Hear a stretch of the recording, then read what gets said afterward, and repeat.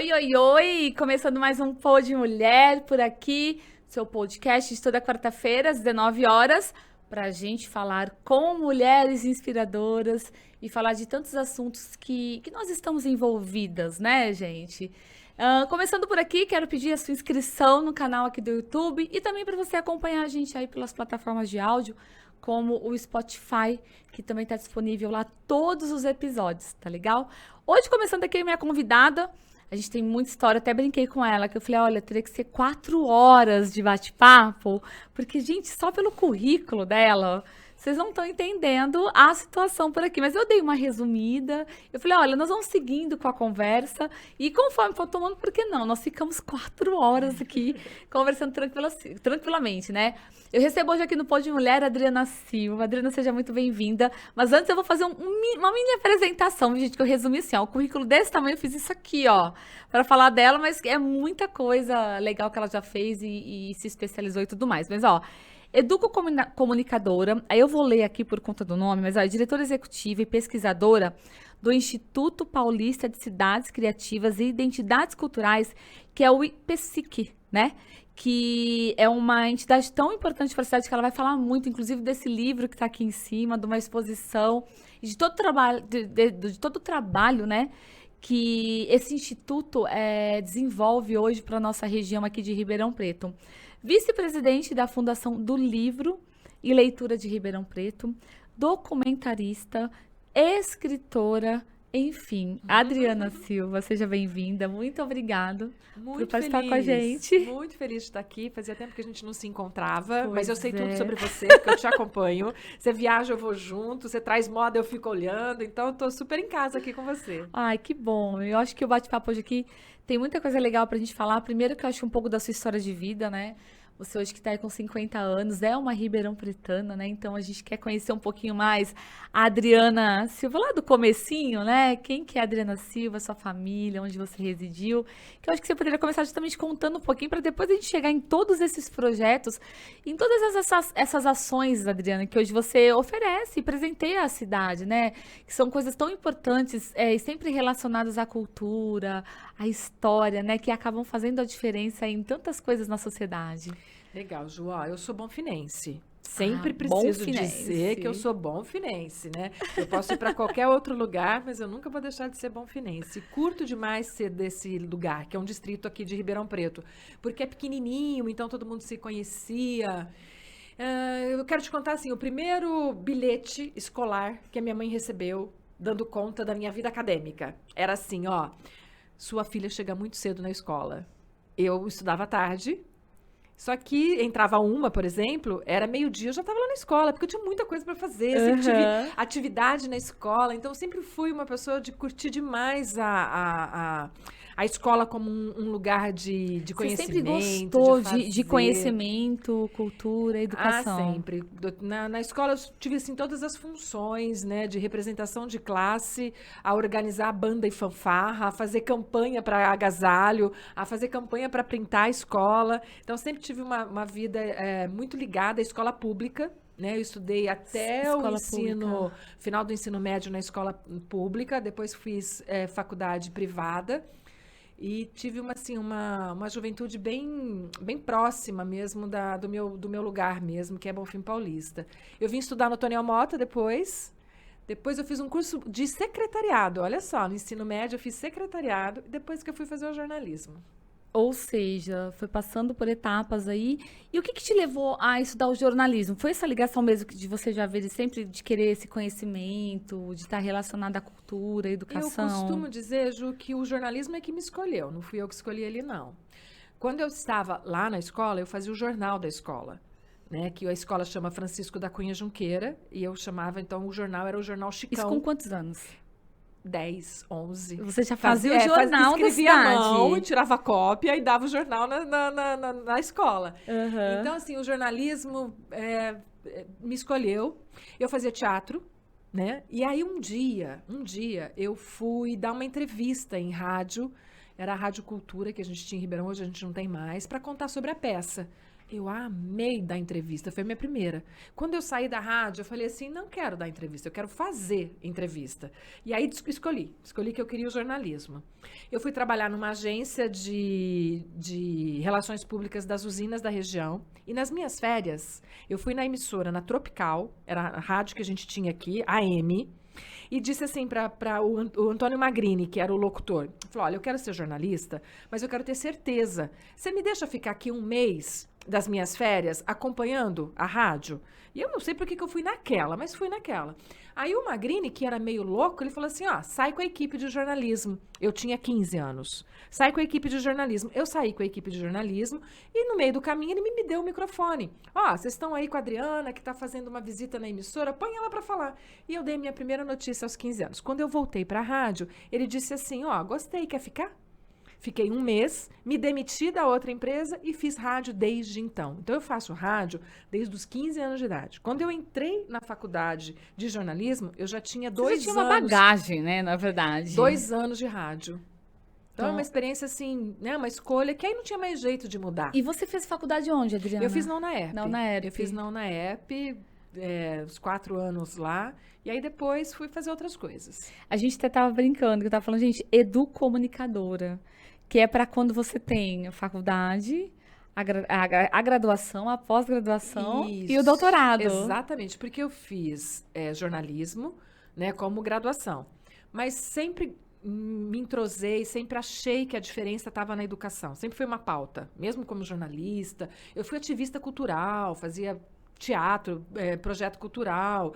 Em 1985, eu participei da Constituição. Eu fui a Brasília, representando o meu grupo de teatro, meu grupo de arte. Olha que coisa mais maluca, isso vale a pena contar.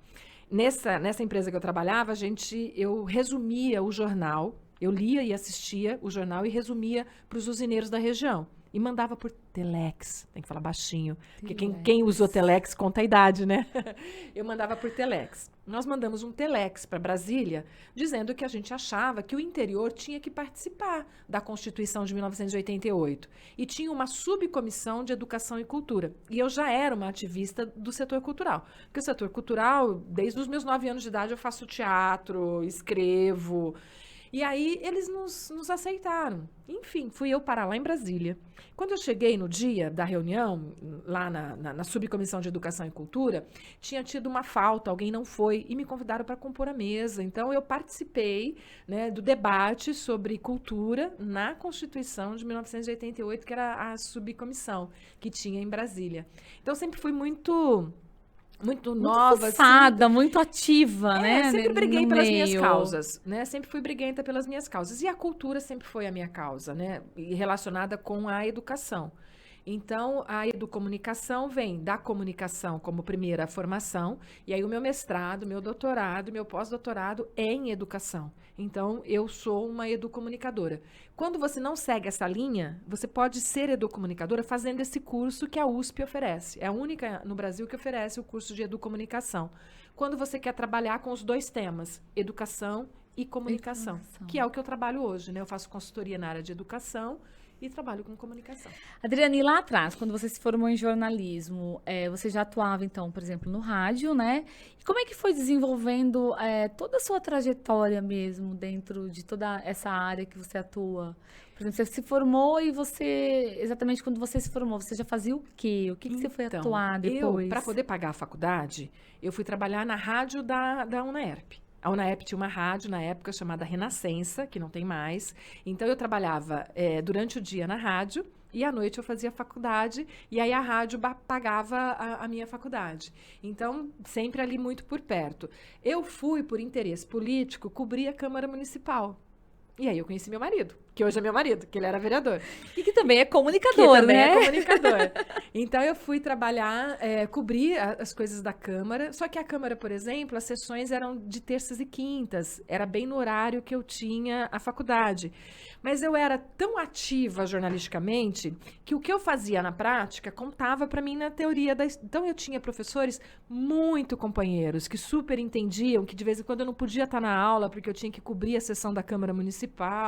E aí aí eu acabava transformando a minha profissão na minha atividade acadêmica. Então, eu entregava uma matéria para a faculdade que era a mesma matéria que eu tinha feito profissionalmente. Então, a coisa embolou de um jeito que eu era jornalista, estudando, Você já estava totalmente envolvida, né? Totalmente. Na área, não tinha como. E aí, por ser jornalista em Ribeirão Preto, eu fui também me aproximando muito da história da cidade.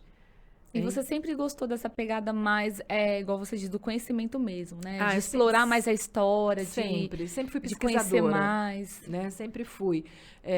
Pesquisar a história de Ribeirão para poder entender as identidades culturais. E aí a coisa foi só crescendo, né? Fiz radionovela. Né? Quando eu estava depois eu fui ser professora na Barão de Mauá num determinado momento, e a Barão de Mauá adquiriu a Rádio 79 AM. A rádio que eu já nessa época tinha ainda a radionovela. Isso, não tinha. A gente pôs radionovela para fazer uma curiosidade. Que ano isso, Adriana? Isso foi 2000, é muito recente. É porque quando você fala radionovela, a gente pensa lá 60, lá 50, até menos, né? Foi uma experiência que a gente fez, né? Porque como eu tinha o teatro, fazia jornalismo, estava dirigindo a Rádio 79, que eu já tinha trabalhado como jornalista, e cuidava dos estágios da Faculdade de Comunicação da Barão de Mauá, eu levei os estudantes para dentro da rádio, e como a Mauá tinha o curso de teatro, a gente fez uma radionovela. Então, eu vi que você recentemente conversou com o Puntel. Sim. O Puntel tem o livro Açúcar Amargo, por exemplo. Então, a gente fez o Açúcar Amargo em radionovela. Uma experiência muito legal. E levamos ao ar uma radionovela no ano 2000. Muito legal, que bacana. Então, eu sempre misturei muito. É isso que eu quis dizer, né? Então, o teatro era uma coisa importante, então eu trouxe para a comunicação. A educação era uma coisa importante, eu levei para a comunicação. A comunicação era importante, eu levei ela para a educação. E aí misturei tudo e de vez em quando eu nem sei o que eu estou fazendo, porque tá de tudo um pouco. E aí depois que você atuando aí no caso na frente da 79, e você continuou no jornalismo por quanto tempo? Eu acho que jornalismo a gente né? Na verdade sempre tá, né? Tá aqui, né? Tá no sangue, eu falo, não adianta. Tem isso como vai feeling, e né? volta. Não tem como. Vai e volta o tempo inteiro. Na 79 eu vivi todas as experiências, porque eu trabalhei com o Wilson Toni, que é um jornalista que talvez o pessoal da atualidade não vá fazer referência, mas um jornalista importante para a cidade, foi um grande ativista, político, deputado, secretário de Estado, briguento, né? Então ele polêmico. É um ótimo professor. Eu trabalhei com ele, eu fiz futebol. Eu fui repórter esportiva com o Wilson Toni. Eu fazia de final de semana, porque eu sempre trabalhei 2, 3 lugares ao mesmo tempo. Trabalhei na Record, trabalhei na rádio, na Rede Família. Tive programas de entrevistas, programa de jornalismo, programa de talk show, né? E começa um, termina o outro, vai o outro. Comecei na TV Coque, né? Meu primeiro, ainda eu fazia na hora do almoço o jornalzinho da TV Coque, né? Que era uma TV educativa. Então, sempre me diverti muito trabalhando muito. Então, sempre teve 2, 3... Porque se eu contar na linha, a pessoa vai falar assim, você tem 255 anos. Se eu contar, trabalhei aqui. Só que o jornalismo nos dá essa possibilidade. De fazer várias coisas ao mesmo tempo e estar em várias frentes, né? Exatamente. Não é? Então, se você fizer o mesmo hoje, você fala tudo que você trabalha, eles vão te dar 200 anos para você também, né? Não pensa que é diferente. Mas é que não, é que a gente trabalha de manhã num lugar, na hora do almoço no outro, à tarde no outro, de noite no outro. Que você desenvolveu ali 10 atividades num dia diferentes, né? E isso sempre foi comigo. Então, eu sempre tive programa na hora do almoço, que era meu melhor horário. Trabalhava num lugar de manhã, à noite, dava aula à noite, que eu fui durante um tempo professora no curso de jornalismo da Barão de Mauá. Então, onde você tem 4 turnos, porque você faz coisinhas mais picadinhas, né? E elas se interligam. Trabalhei um tempo na assessoria de imprensa da prefeitura, na época do Gasparini. Eu fui da assessoria de imprensa do Gasparini. Eu trabalhava na cultura, de fato. E o Luiz Aguiar, pai da Dani, era o secretário de cultura e o assessor de imprensa. Como eu era jornalista, ele falou assim, não, peraí que eu vou te levar lá para assessoria de imprensa. Então, misturei cultura com imprensa. Depois trabalhei os 4 anos no governo do Palocci, fazendo cultura. Minha atividade era cultural na própria Secretaria de Cultura. Então, mistura tudo, assim, são paixões, na verdade, né? A comunicação, a própria política, de uma certa forma, porque ela está entrelaçada com tudo isso, um pouco de cultura, um pouco de educação, e aí eu tô nesses 3 cenários. E como que você entrou muito mais depois na questão de resgatar histórias? Por exemplo, você foi uma época secretária da Cultura também aqui em Ribeirão Preto. Eu lembro que até na época eu ainda atuava no jornal A Cidade, eu cheguei a cobrir um tempo do seu mandato aí como secretária. Verdade. Eu acho que ali você começou a entrar um pouco mais na questão de história da cidade, se envolver mais com outras questões?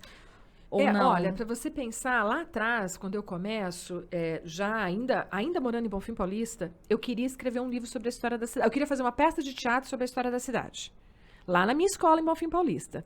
Só que para poder escrever essa peça e contar essa história lá na minha escola, eu tinha que saber. Eu vim a Ribeirão Preto, que a gente falava assim, a gente vai a Ribeirão. Quem é de Bonfim não fala que, né, porque é como se fosse outro lugar, embora seja um distrito. Então a gente vai lá em Ribeirão Preto, e eu vim aqui, e era da cultura o pai do Antônio Palocci, que também é o mesmo nome, Antônio Palocci. E eu sentei para conversar com ele e falei assim, olha, Palocci, eu quero escrever uma história sobre Ribeirão Preto, para representar lá na minha escola. E ele disse assim para mim, mas tem histórias prontas sobre Ribeirão Preto. E aí, então, ele me levou para conhecer o Osmani Emboaba. Osmani Emboaba foi a pessoa que aqui na cidade discutiu se Ribeirão fazia aniversário no 19 de junho ou se ele fazia aniversário lá no dia 25 de março, porque se em algum tempo a gente teve essa discussão. Essa dúvida de data? Isso, teve. E aí eles montaram uma tese. Vou contar para você e para quem está nos ouvindo, que tem uma curiosidade super legal. Durante um tempo, a PRA7, que foi a 4ª rádio do Brasil, eu vou te servir né? no café enquanto Tá você bom. conta. A PRA7 era uma rádio super importante em Ribeirão. E ela tinha um centro de debates da PRA7. Ela tinha auditório, acontecia às segundas-feiras e a cidade parava para ouvir o centro de debates da PRA7. Então, o Rubens Cione e esse Osmani Emboaba, que é, na verdade, um médico, um psiquiatra, né? E ele amava a história da cidade. E um dia, no centro de debates da PRA7, eles criam um debate ali sobre a real data de aniversário de Ribeirão Preto.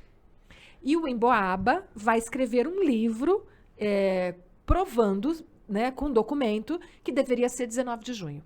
Então, e ele depois escreve E por que teve essa dúvida, Adriana? Porque você pode fazer aniversário na fundação, você pode fazer aniversário da cidade quando ela de fato vira cidade, você pode fazer aniversário quando você registra um documento, você pode fazer aniversário quando você resolve ser cidade. Existe esta possibilidade. E aí, essa discussão toda em relação ao 19 de junho ou ao 25 de março. E na verdade, o 19 de junho, ele é o quê? É a fundação ou quando virou cidade? Fundação. E aí, fundação. quando decide pela fundação da cidade. E o Osmani Emboaba escreveu uma peça de teatro contando a história de Ribeirão Preto. E aí, então, o Palocci, pai, me leva para conhecer o Emboaba. E olha que louco, depois eu vou fazer parte da Academia de Letras e Artes. E o Emboaba é minha cadeira de patrona. Olha que louco, que né? ligação. E aí, o Emboaba me deu essa peça de teatro, né? Que é a peça que depois eu fui divulgar e virei radialista porque gostei de falar. Então, gostar da história... Você sempre esteve envolvida, né? Eu sempre achei que a pessoa que não conhece a sua história não se liga à cidade.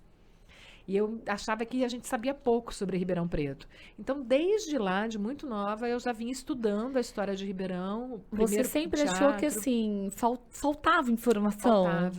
Faltava para mim, por exemplo. E se faltava para mim, e queria muito saber, faltava inclusive para quem não queria saber, né? Então a escola não me contava isso. Não estava na pauta da escola me contar a história da minha própria cidade. E aí eu fui buscar saber, né? E aí essa busca por conhecer a história, veio o teatro fazendo a história, depois veio a pesquisa por conta da identidade cultural, que aí eu vou trabalhar academicamente o conceito de pertencimento, né? Então, por exemplo, na academia, eu trabalho muito com a questão, o que liga uma pessoa a uma cidade ou não, né? E é a relação de pertencimento que você tem com a cidade.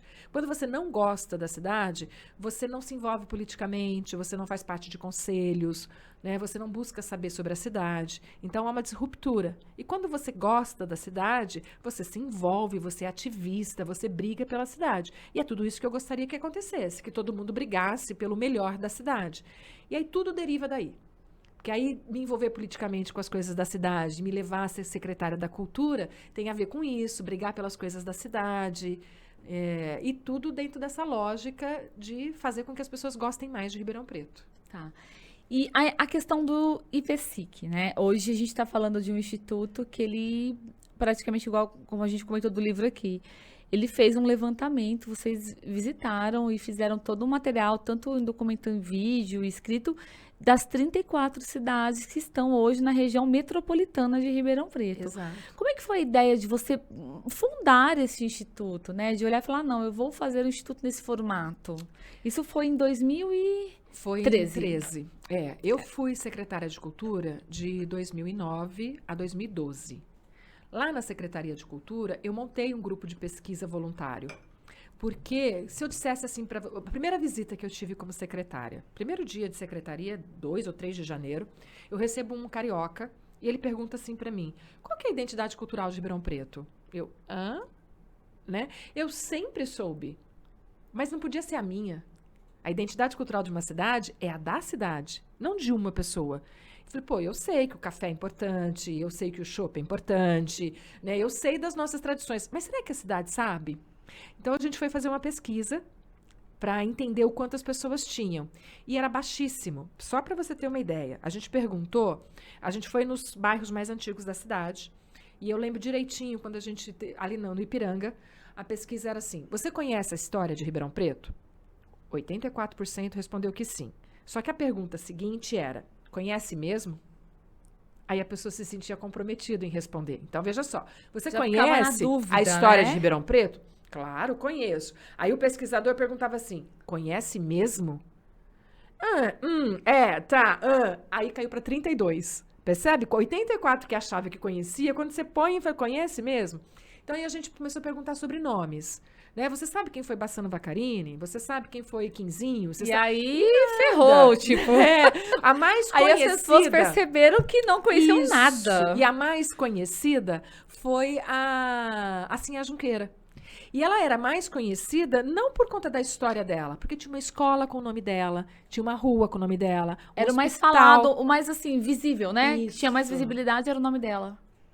E aí, todas essas informações, porque, de novo, pesquisadora estava na minha essência. E eu não sentia, e mesmo sendo secretária de Cultura, na autoridade de dizer o que a cidade era ou não era, sem que eu perguntasse para as pessoas da cidade o que elas achavam. Então, essa pesquisa foi em 2009, assim que eu entrei na secretaria. E essa pesquisa me deu todo o norte de onde eu deveria ir. Então, logo ali, eu criei uma coleção para a gente publicar na prefeitura, chamada Minha História. Então, foram 24 livros. Eu publiquei enquanto estava secretária de outras pessoas sobre a cidade. Porque realmente... confirmava o que eu já tinha como pressuposto lá com 15, 14 anos, que as pessoas sabiam pouco. Mas o mais curioso, Ju, dessa pesquisa, que a gente perguntou assim, qual acontecimento foi mais importante para a cidade? E, tipo, você pensa assim, todo mundo sabe que a gente foi capital do café, né? Todo mundo sabe que a gente teve aqui pertinho o Santos Dumont, mas não. Olha que loucura. O mais indicado como um acontecimento importante na cidade foi o Vendaval de 1994. Acredita numa coisa dessa? As pessoas marcaram mais isso do que o resto. Na estatística, eu não lembro mais agora as porcentagens, mas a maior... foi bem também, Foi, né? Mas olha que memória curta. Né? A gente estava Não em 2009. Na verdade, vocês esperavam uma resposta assim, da história mesmo de quando lá surgiu o atrás, Ribeirão. Dos coronéis, da ferrovia, e as pessoas da estão, na verdade, na memória mais recente. Então, quando a gente perguntou, né, o que aconteceu em Ribeirão que mais te marcou? Ao invés dele falar, né, de coisas mais antigas, eles falaram de 1994, quando a gente teve o Vendaval. Então, tudo isso foi indicador para a gente ali na cultura de que a gente devia fazer pesquisa. Só que a Secretaria de Cultura não tinha historiadores, não tinha arquitetos, não tinha antropólogos. Como é que eu ia fazer uma pesquisa sobre a cidade sem esses profissionais? Uhum. E aí eu fui de faculdade em faculdade, pedindo para os reitores, para os donos, ceder para a Secretaria de Cultura hora de dedicação dos seus professores. E então a gente montou na Cultura um grupo de pesquisadores, chamado Grupo de Identidades Culturais. Por 4 anos, que foi o período que eu fiquei ali, essas pessoas ficaram ali, pesquisando, fazendo referencial teórico sobre a cidade. Então, desse período de 2009 a 2012, tem muita publicação, que foi o MIS, vídeo, como eu já era da área de documentário, a gente fez sobre os bairros, fizemos vários documentários com a história dos bairros. E esse material todo, Adriana, está onde hoje? Então, no MIS, a parte de vídeo, né, tá ali disponível, os livros nas bibliotecas, e quando a gente percebeu que quando você muda de gestão, o novo não quer falar do velho. Quando a gente percebeu que eles iam deixar para trás toda a produção, a gente criou o Instituto. Então, o nosso Instituto... Para dar continuidade ele continuou e guardar todo esse conteúdo. Todas essas pessoas que estavam lá voluntariamente, trabalhando comigo durante 4 anos, ali na Cultura, representando as suas instituições de ensino, as suas faculdades, quando eu saí da prefeitura em 2012, a gente ficou órfão. E agora? O que a gente vai fazer? Aí, esse grupo mesmo virou a porta e falou, vamos criar o nosso instituto e seguir fazendo pesquisa. Então, logo em 2013, lá no Instituto, a gente publica o Paisagem Cultural do Café, depois a gente publica as Memórias dos Cafezais, aí a gente publica os 100 anos do Otoniel Mota, que aí a gente tem 12 publicações ali do nosso grupo, contando a história de Ribeirão Preto. Isso a gente está falando só de Ribeirão Preto, né? Só de Ribeirão. E aí, com o Instituto, então, o início foi justamente com todo esse conteúdo, esse grupo que vocês já vinham trabalhando na história de Ribeirão Preto, e vocês iniciaram ele com Ribeirão Preto. Ficamos bom tempo. O nosso instituto vai fazer 10 anos. Então, nós ficamos mais ou menos uns 6 anos só focado em Ribeirão Preto. Que era muita história. Muita história. Até 2016, na verdade, 3 anos. Em 2016, nós publicamos 3 cadernos mais técnicos sobre o potencial cultural de Ribeirão Preto. Foi em 2016, no evento grande que nós fizemos. E aí a gente já falou, não, agora dá para pensar um pouquinho a região. Aí de lá para cá, a gente começou a fazer oficina nas regiões, nas cidades. E o mais recente é o Ligados pela História. Entendi. Nossa, eu sou muito falante. Meu Deus, vou beber água. E o café, você toma café? Eu não tomo café, mas não deu tempo de te dizer. Ah, você não acredita toma? Que eu sou Nada. pesquisadora, tenho livros sobre Mentira. café e nunca tomei um café? E por quê? Nem sei que gosto tem. Nunca deu vontade? Eu demorei muito para sentir vontade. Mas quando eu senti vontade, eu já era muito adulta, eu falei, eu posso viver sem o café. Eu acho que você é a primeira pessoa que eu conheço que não toma café. Não, nem sei que gosto tem. Nada. Não, adoro o cheiro, deixa ele aqui, mas nem sei que gosto tem. Sério? Verdade. Tem até pingente de café para colocar no tanto livro que eu já escrevi sobre café, mas não tomo. Entendi. E aí me fala outra coisa. Vocês ficaram muito tempo aí, igual você comentou, 6 anos, falando de toda a história de Ribeirão Preto. Quando que vocês decidiram realmente, por exemplo, entrar nesse projeto aqui, né? Ribeirão já se tornou região metropolitana, eu estava ainda nessa história de que vai, não vai, e realmente abranger todo esse trabalho regional, né? Resgatar toda a memória, toda essa história, essa identidade de cada cidade aí das 34. Em 2000 e... Quando você fala, eu vou mostrar para a câmera aqui, Vitor. Em 2016, nós ganhamos um edital do governo do estado para realizar seminários em 5 cidades da nossa região sobre identidade cultural. E a nossa pesquisa mostrou que o morador da cidade pequena tem baixa autoestima.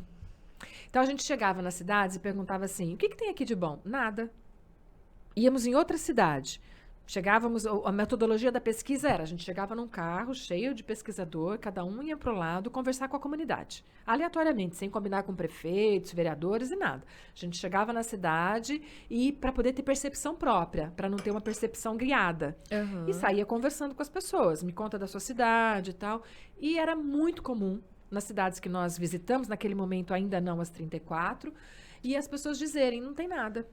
Mas não tem nada na sua cidade. Íamos em outra. E aí, o que tem de legal aqui na sua cidade? Ah, aqui não tem nada. Todo mundo reclamava muito de que nas cidades não tinha nada. Só que para quem estava chegando de fora, que era o nosso caso, tinha muito. Ou seja, era um outro olhar, eu né? Eu vou para Brodowski, tem Portinari. Eu vou para Altinópolis, tem Bassano Vaccarini. Eu vou para São Simão, tem Marcelo Grasma. Eu vou para Santo Antônio da Alegria, tem uma grande festa de folia de reis. Tem o parapente. Eu vou para outro lugar, tem uma cachoeira linda, maravilhosa, uma história linda. Guatapara tem a colônia Mombuca. Isso. E as pessoas história dos imigrantes. E as pessoas respondiam pra gente. Não tem nada. Aqui não tem nada. Aí a gente foi participar de vários congressos fora do Brasil, Itália, fomos para os Estados Unidos, nosso grupo de pesquisa. Fomos para Portugal, levando o nosso artigo sobre a questão da baixa autoestima das pessoas da cidade. Que é, baixa autoestima é a mesma coisa de que relação de pertencimento rompida. Então, se você não gosta da sua cidade, você não vive a sua cidade. Então, você não se envolve politicamente, você não tá nem aí com quem tá na liderança. Porque sério. se você fala, não tem nada, o que você vai sair em defesa? O que você vai, né? Ou às vezes até propor, né? Se ajudar ali. Contrariava o que nós estávamos vendo. Olha que legal, tem arquitetura antiga. Gente, tem arquiteturas belíssimas em Jabuticabal, tem arquitetura belíssima em Batatais. E a gente começou a se pensar, mas o que é isso, né? De vez em quando, você pergunta em Ribeirão, o que tem em Ribeirão? Algumas pessoas ainda dizem, não tem nada em Ribeirão. Mas é a pessoa que não fica sabendo do que está acontecendo. Mas na cidade pequena, era essa coisa da falta de identidade com a cidade. Então, a gente começou a fazer esse trabalho e começamos a tentar entender o que era. O Ligados pela História nasce para mostrar tudo que essa cidade tem de bom. A gente não, inclusive na capa do livro, na orelha do livro, a gente não desconhece, né, que a cidade tem problema. Todas as que nós visitamos têm problema. Tem problema de saúde, de educação, de transporte, de falta de emprego, tem problema. Mas o objetivo do Ligados pela História era para mostrar tudo que a cidade tinha de bom, para contrariar nosso diagnóstico de pesquisa em 2016, que a cidade não tinha nada. E, de fato, quando a gente começa a visitar as cidades e leva o programa para o ar e coloca no YouTube todos os programas, a gente começa a receber comunicado assim, nem sabia que tinha isso na minha cidade. Ah, tem isso aqui? Nem sabia. Nossa, que cidade linda outra. E fulano que, vou fazer o mesmo passeio que você fez. Vou lá também. E a gente falou, então, na verdade, também é uma questão de comunicação. Da própria cidade não se comunicar. Quando a gente vai fazer oficina patrimônio cultural na cidade criativa, a gente pedia para as pessoas fazer um passeio mental com a gente. Eu cheguei aqui, me leve para passear. Onde eu tomaria café? Aonde eu almoçaria? Aonde você me levaria? E as pessoas começam a descobrir quando ela me leva. Mas você quer ir nesse lugar? Eu falei, claro que eu quero ir nesse lugar. Você quer ver isso? Claro que eu quero ver isso. Até porque, às vezes... Eles começam a perceber a importância que esses lugares têm para a cidade, né? Exatamente. E aí, então, as pessoas falam assim, mas isso é cultura? Mas isso é bonito? Gente, isso é lindo. Por exemplo, em Ituverava, eu lembro como ninguém. Em Ituverava tem uma capela ainda do tempo dos escravos. Que eu falei para o pessoal que eu estava na oficina. Eu falei, olha, eu viajaria para a Europa para ver essa capela. E você não está me contando que essa capela existe. Como é que eu posso vir ver? Como é que você, né? E eu ainda até brinquei, olha, para a Argentina, você esteve lá recente, toda hora eu vejo no jornal, visite a Argentina, toda hora a gente de turismo me manda material para eu ir conhecer a Argentina. Nunca me convidaram para vir aqui em Patrocínio Paulista, nunca me convidaram para vir aqui em Ituverava. Então tem a ver um pouco com a nossa área, que é comunicação. Mas para a cidade ter coragem de me convidar para ir lá ver a capela, a igreja, a praça, a cachoeira, ela precisa gostar, ela precisa achar bonita a capela, a igreja. Os moradores precisam comprar essa ideia, né? Entender tudo isso para justamente oferecer, né? Defender, né, o que tem, mostrar, falar com orgulho, né, do que você tem na sua própria cidade. Exatamente. E o Ligados pela História nasceu com esse objetivo, de mostrar o que de mais bonito tem em cada uma das cidades. E hoje, por exemplo, a gente está com... esse livro é na Livraria Travessa, né? Travessa, do Ribeirão Shopping. Isso. Esse livro, então, ele é uma repercussão dos 34 passeios Que vocês ali nas fizeram os cidades. 34 vídeos, né? Que Isso. foram transmitidos pelo Foram SBT, transmitidos né? pelo SBT, primeiro inédito, depois uma segunda vez que está no ar ainda a reprise, e está no nosso site. Porque a gente tem um site, o IPSIC tem um site, www.museucidadedigital.com. Que a gente está Lá deixando. fica todo o acervo. Que a gente está deixando todo o acervo sobre as cidades. Legal. Exatamente para usar para pesquisa, para o professor. Porque o professor é importante nessa difusão da cultura. Ele tem que, na escola, dizer que a cidade que ele está ali, que ele está formando o aluno, é uma cidade com muita história para contar. E contar a história dessa cidade. E tem história de opressores e oprimidos. A gente vai ter os bandeirantes que vêm aqui e matam os índios. Isso é ruim? É ruim, mas é a nossa história. E a gente tem que, até para ter uma opinião agressiva ou crítica de alguém que fez alguma coisa errada, a gente tem que conhecer a história. E você sabe que quando você me falando dessa coisa só do jornalismo, história, eu me identifico muito também. Porque quando eu comecei a atuar no jornalismo, na verdade eu comecei primeiro, depois eu fiz faculdade por condições financeiras. E com 18 anos, eu montei o primeiro jornal de Guatapará. Olha isso. Mas era uma folha sulfite, 4 folhinhas ali, eu distribuía de casa em casa, escrevia as notícias da cidade. Depois eu fui ampliando. Mas uma coisa que eu deixava sempre, eu falo que até hoje, Adriana, se você pegar da primeira edição à última que eu tenho guardada, tem a história de Guatapará. Olha que delícia. Porque sempre na época da cidade, do aniversário da cidade, eu sempre resgatava histórias. Inclusive, quando eu via a sua matéria do SBT no ar, eu fui passando um filme, porque quando você parou na Colônia Mombuca e você falou, inclusive tem um dos japoneses que tá lá fazendo uma plantação que você aborda. Isso, o alho negro. E no meu jornal, se você pegar, eu tenho fotos publicadas de quando eles vieram. Que a colônia não era nada, era terra. Nada, E eles, tipo assim, tirando mato, depois construindo. Então, assim, eu sempre entrava também nessa coisa da história, porque eu sempre achei assim, falei, meu, tem que ser guardado, tem que ser registrado, No né? final de semana do 9 de julho, eles comemoraram 60 anos da colônia japonesa. Sim, lindo, né? Sim, e a festa da colheita foi agora, no último domingo. Isso. Lá. E olha só que coisa linda. E aí, quando a gente fala e fica feliz e sorri, é porque a gente está identificado com esse lugar, né? Exatamente. Eu tenho... O artigo de Guatapará no livro tá maravilhoso. Não, quando eu assisti, eu não tinha visto... Na verdade, eu assisti o reprise, eu peguei o final, né? E aí eu olhei e falei, cara, é muito gostoso você ver a história da sua cidade, onde você nasceu, onde você cresceu, seus avós estão lá, e você... É memória. E você vai ter e ver o teu olhar, por exemplo, o olhar que vocês resgataram.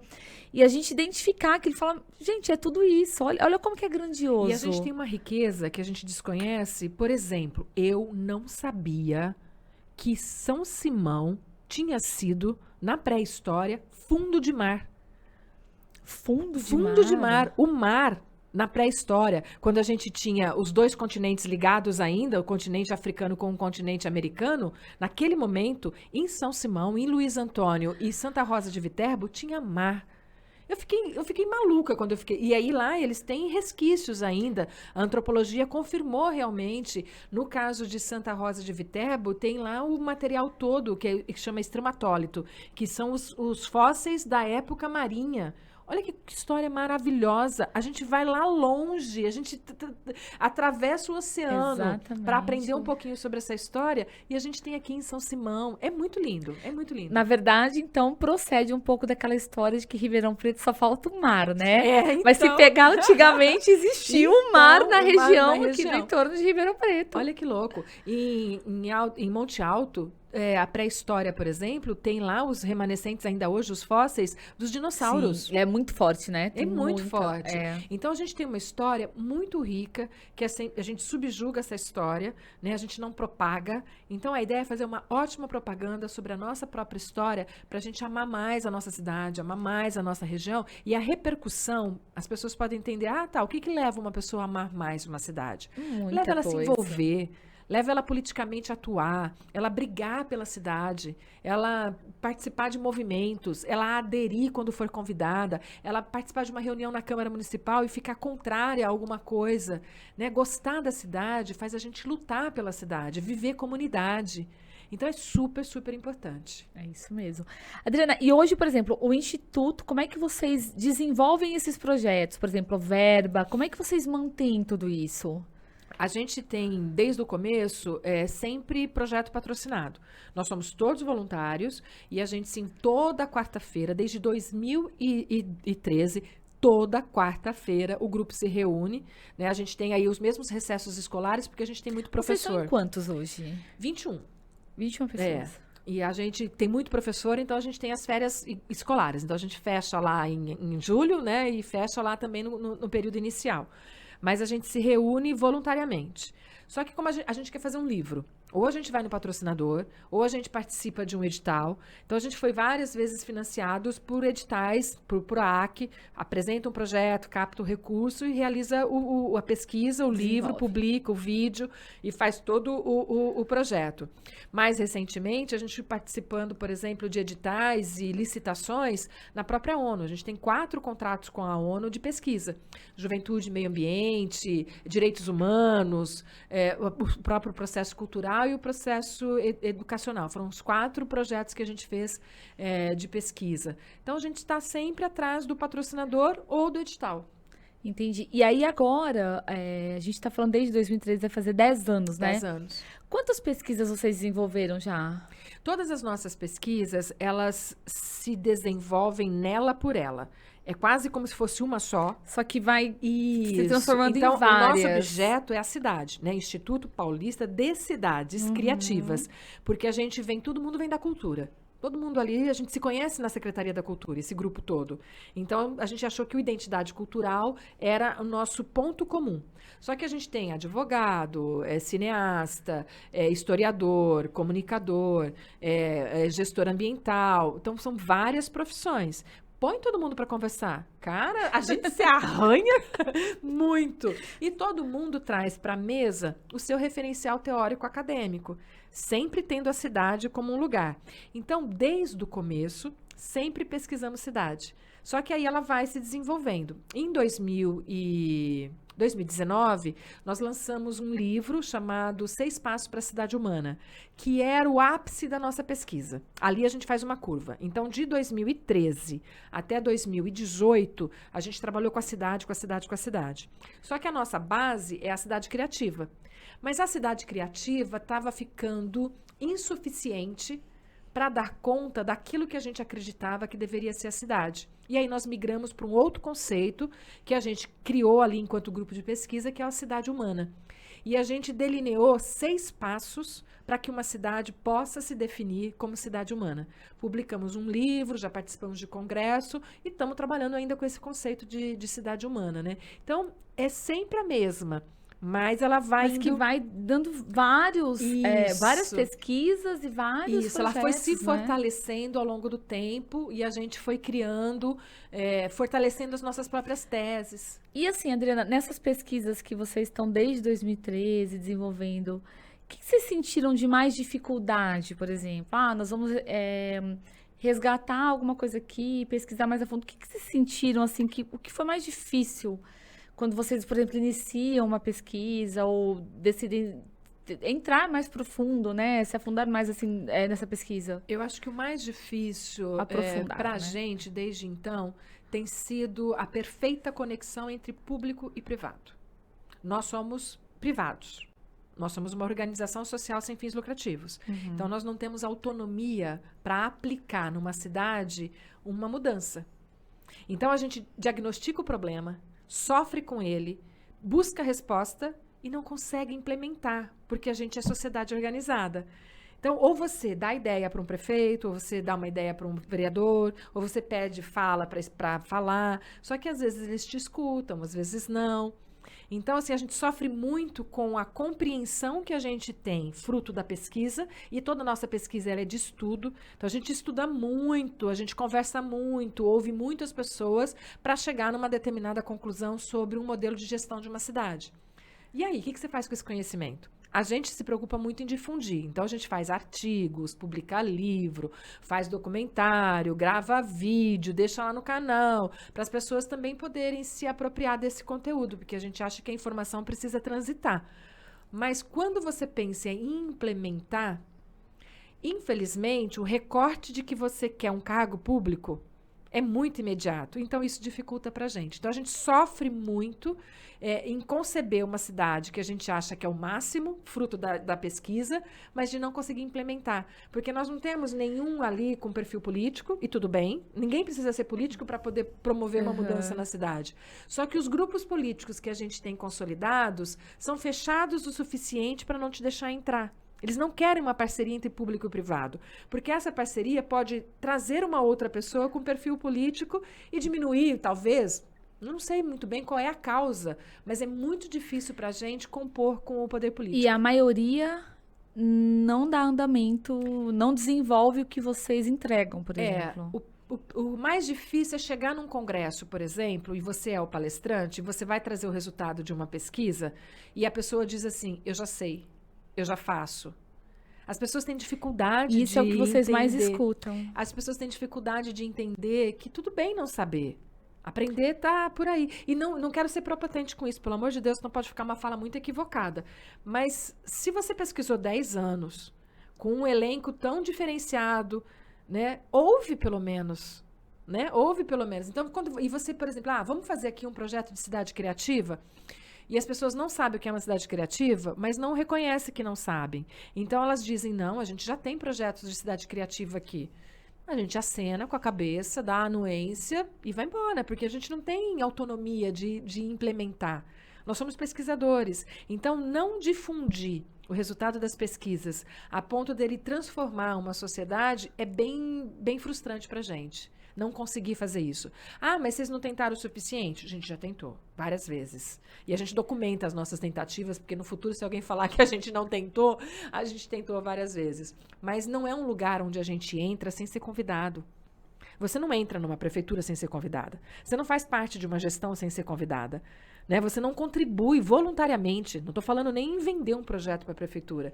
Você não faz isso sem ser convidada. Então, a pesquisa é um lugar que a gente tem autonomia, mas implementar o resultado da pesquisa não é um lugar autônomo. Aí a gente precisa de anuência do parceiro.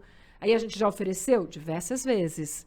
E você enxerga uma mudança nisso um dia, Adriana, com toda a sua visão, sua experiência, esse comportamento? Eu acho que isso está muito relacionado ao perfil do gestor. Então, tem a ver com o político que está no cargo. Se ele é acessível ou não, se ele é democrata ou não, se ele quer ouvir a comunidade ou não.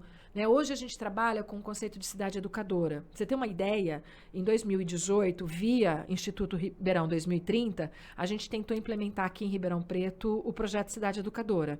Não foi possível, porque não posso fazer isso se a prefeitura não quiser ser cidade educadora. Inclusive, o documento de anuência da Associação Internacional de Cidade Educadora tem que ser assinado pelo prefeito. Nós não conseguimos aqui. Hoje, o nosso grupo faz, por uma licitação vencedora, esse mesmo projeto em Itanhaém. Eu estou trabalhando em Itanhaém, fazendo alguma coisa... De Ribeirão Preto para Itanhaém. Que eu não consegui fazer aqui. Não deu certo aqui. Não deu certo. Não houve aderência. Tudo bem...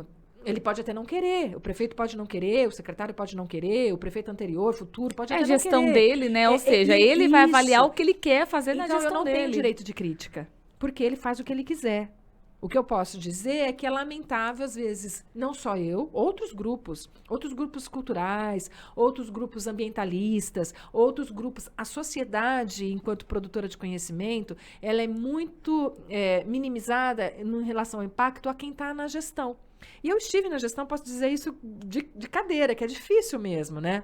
Mas é triste a gente não conseguir implementar projetos. E a mudança está na gestão, está na visão do gestor. Se for mais democrática, menos democrata, né? Se ele estiver mais aberto para ouvir. Os conselhos são bem problemáticos, porque também acabam não conseguindo implementar seus projetos. Então, falar que a gente tem uma cidade democrática é muito difícil. Para qualquer cidade, eu não estou falando só de Ribeirão Preto, é muito difícil. Porque quem está no poder quer manter o poder. E a democracia significa abrir a porta para outro tomar o poder. É isso. Você não pode ter medo. Se você é democrata, de fato, você tem que estar sustentado no mérito do seu trabalho. E não todas as outras amarras que ao longo do tempo, historicamente, foram criadas para te manter prefeito, para te manter secretário. Que não se desmancha, né? Vai ficando. Exatamente. Então, ser democrático é deixar a porta aberta para você sair. Olha que coisa maluca. É difícil ser democrático, porque você tem que deixar a porta aberta, né, Adriana? Para você sair, porque alguma hora... É o que tem que ser feito, porque se todo mundo fizesse... como que não seriam as cidades, como que não seria tudo, né, que a gente está envolvido? Exatamente. Então, isso é muito difícil, porque é um jeito de pensar, né, politicamente, muito avançado sobre o ponto de vista contrário à manutenção de poder. Hoje, quem está no poder trabalha pela manutenção do poder. Em todas as esferas, né? A gente tem isso no município, a gente tem isso no Estado, a gente tem isso na União. Ponto. Todo mundo trabalha pela manutenção do poder. E se a manutenção do poder fosse pelo mérito do trabalho realizado, perfeito. Mas não é por aí que a gente tem visto historicamente o que acontece na nossa história brasileira. Tudo, né? Fora do Brasil também, viu, gente? Porque eu não sou daquela que fico babando na Europa, babando nos Estados Unidos, que eles estão cheios de problemas São lá. problemas em vários lugares, né? É que eles escondem melhor que a gente escancara, a gente joga tudo, a gente deixa todo mundo saber das nossas coisas ruins. Estados Unidos e Europa, eles seguram um pouco, mas eles são corruptos também, eles também são antidemocráticos, tem tudo isso. Ó, deixa eu aproveitar e te falar que essa caneca é um presente para você. Oba! De quem participa aqui com a gente, que é da Caneca Itaús RP, que é a nossa parceira aqui do programa e que desenvolve com muito carinho aqui todas as nossas canecas. Lindo. Adriana, e dentro a gente é muita coisa para falar, né? Muita coisa pra gente pensar, pra gente refletir e ver o que tem de mudança para ser feito ainda, né? E dentro disso, eu queria que você falasse um pouquinho, inclusive, do Ribeirão 2030. Eu lembro que em 2018 vocês lançaram esse programa. Você foi uma das fundadoras, né? E que pé que tá? Como é que tá? Porque esse programa ele foi lançado justamente para ter uma cidade melhor. Então, vocês colocaram na época alguns... como que eu posso dizer? Algumas metas, né? Para serem atingidas. Isso. É um grupo que foi formado privado, né? Exato. Por empresários, pessoas da sociedade, para justamente fazer o algo diferente, a mais, que tem que ser feito na cidade, né? Tinha na verdade, em 2018, a gente vinha de uma história política ruim. Né? A gente vinha de uma história política que a nossa autoestima estava muito abalada. Eu lembro que eu trabalhei por 4 anos em João Pessoa. Então, eu ficava uma semana no mês em João Pessoa durante 4 anos, na área de educação. E aí, quando eu chegava lá, a capa da Veja era, sabe assim, Antônio Palocci, não sei o que lá, de Ribeirão Preto. Outra semana foi o Wagner Rossi, que saiu na capa também. Nossa, menina, eu tava quase me escondendo, porque a piada era muito feia. Você falava, sou de Ribeirão, né? A piada tava muito feia, né? Assim, nossa, mas que cidade é essa, né? Um dia sai a prefeita, outro dia sai o ex-prefeito, outro dia sai o ex-deputado. E foi um período muito sucessivo, né? Os 3 se envolveram com problemas, cada um explicando do seu jeito, não quero chegar no mérito da questão, mas essa imagem de Ribeirão Preto, que já foi uma cidade poderosa politicamente, a gente já interferiu em eleições de presidentes na época do café. A gente tinha aqui coronéis muito influentes na época do café. Ribeirão Preto foi uma cidade muito importante politicamente. Então, você passar por esse momento negativo, né? Então, esse grupo queria acompanhar, porque também nos responsabilizamos. Nossa, isso aconteceu durante 4 anos e a gente não estava aqui para apontar, para segurar, para fazer diferente. Então, surge mais ou menos daí, né? De se tornar ativo no campo paralelo à política oficial. Então, 2030 foi criado para isso, em 2018. 2030 porque a ideia era pensar Ribeirão para 2030, que curvas a gente tinha que fazer na nossa história. Era modesto, não é uma coisa prepotente de falar, prefeito tem que ser assim. A gente estava se colocando à disposição para pensar juntos. Né? Discutir né? juntos, ações, oferecer, né? inclusive, respostas com técnicos diferentes, até com financiamento de coisas que fossem necessárias. E aí, esse grupo se reuniu, com a Agenda 2030 da ONU, né, que tem os Objetivos do Desenvolvimento Sustentável, né? E aí a ideia era trabalhar todos os pontos que já estavam nas ODSs, pensando Ribeirão Preto. Foi feito um plano de cidade, né, em 2019, concluído em 2020, que foi ano eleitoral. Então, 2030 entregou para todos os candidatos um plano de cidade, a partir das ODS, a partir de 30 metas.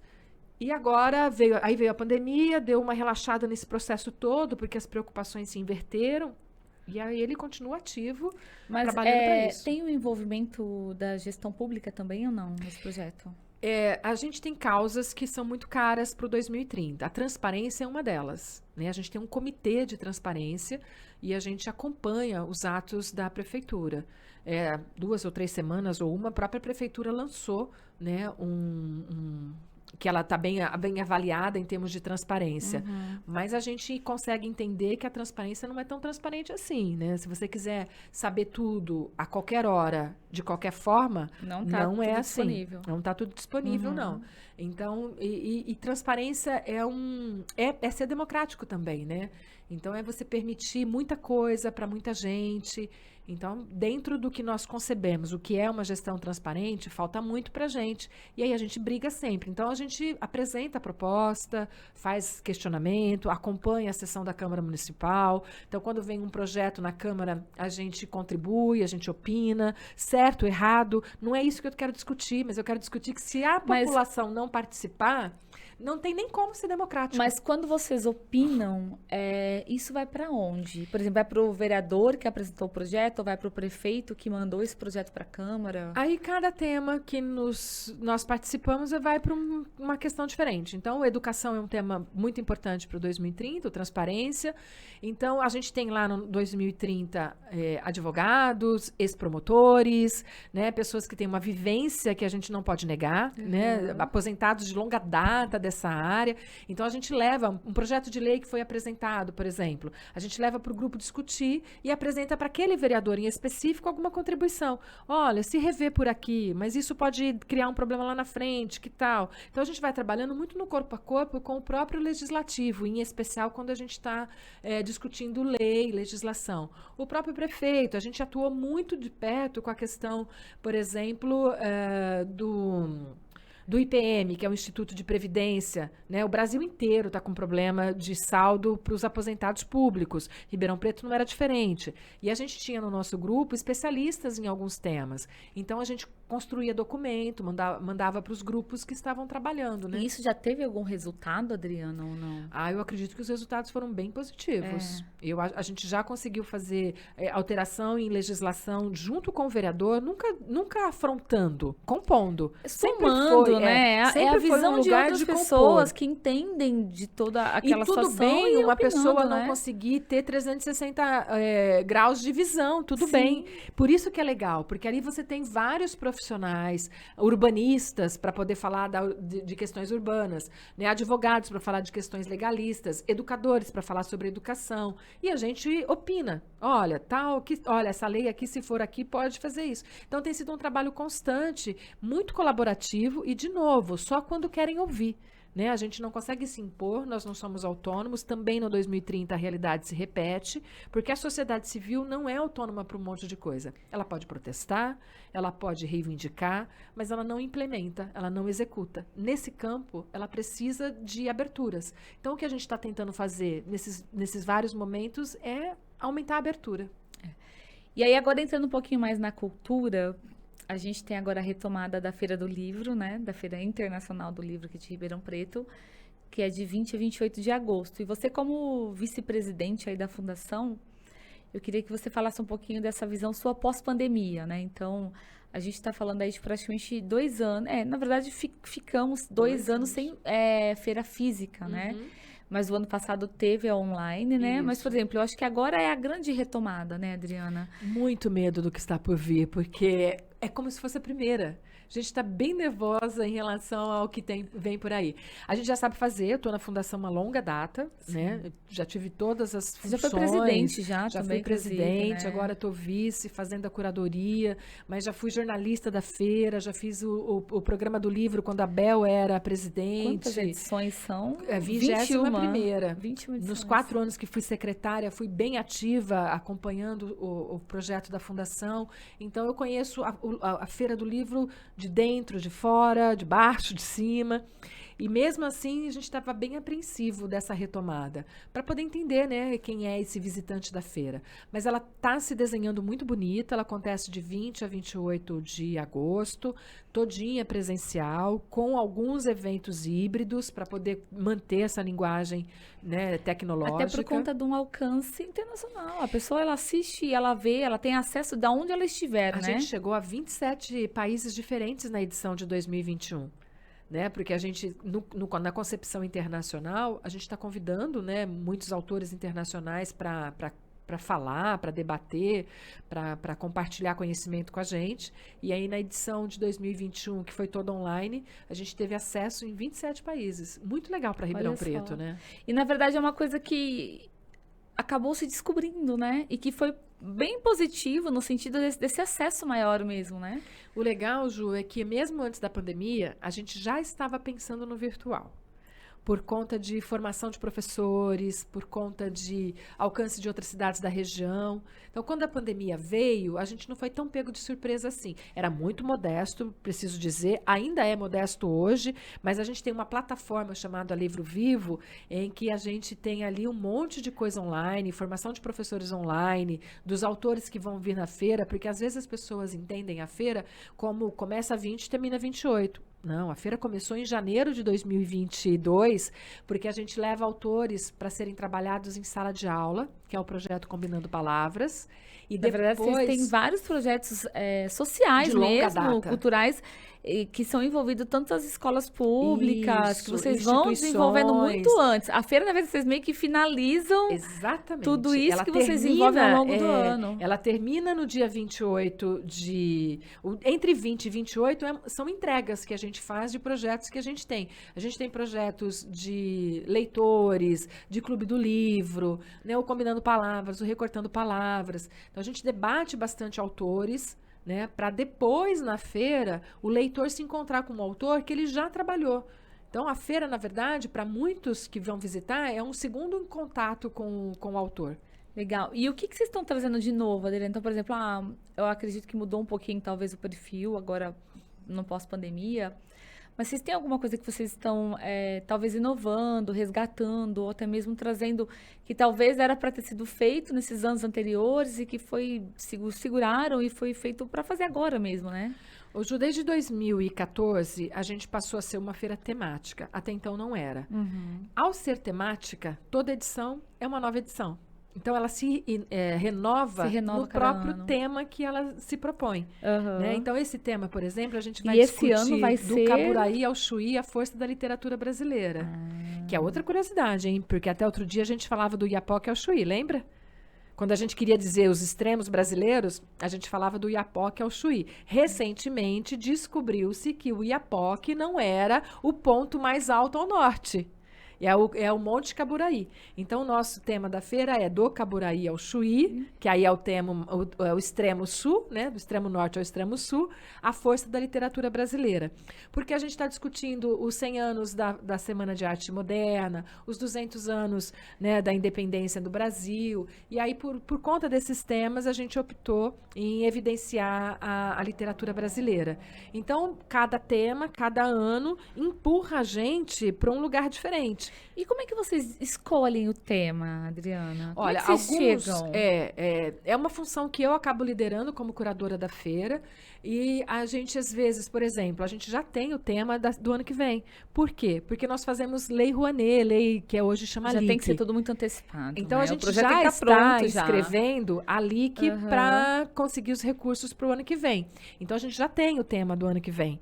Então, aí a gente vê quem faz 100 anos, quais são os centenários, quais são as datas. Então, lá tem, um tema que já está desenhado, aí a gente pega. Então, esse ano, como a gente tinha essas duas datas e muitos editais abertos para trabalhar os 100 anos da arte moderna e os 200 anos de independência, a gente optou pela brasilidade da feira. Então, o ano que vem o que tem? Então, a gente vai trabalhando com datas. Né? Então, por exemplo, ano que vem a gente já sabe que é centenário de Vinícius de Moraes. Então a gente já colocou na nossa programação coisa, Vinícius, que a gente vai comemorar os 100 anos de Vinícius. Uhum. Então, assim, é um trabalho de pesquisa, de novo, né? Que eu falo que eu acabo tudo no final, que eu sou uma pesquisadora, né? Não pode parar, pode só chamar de pesquisadora, que é isso que eu acabo fazendo.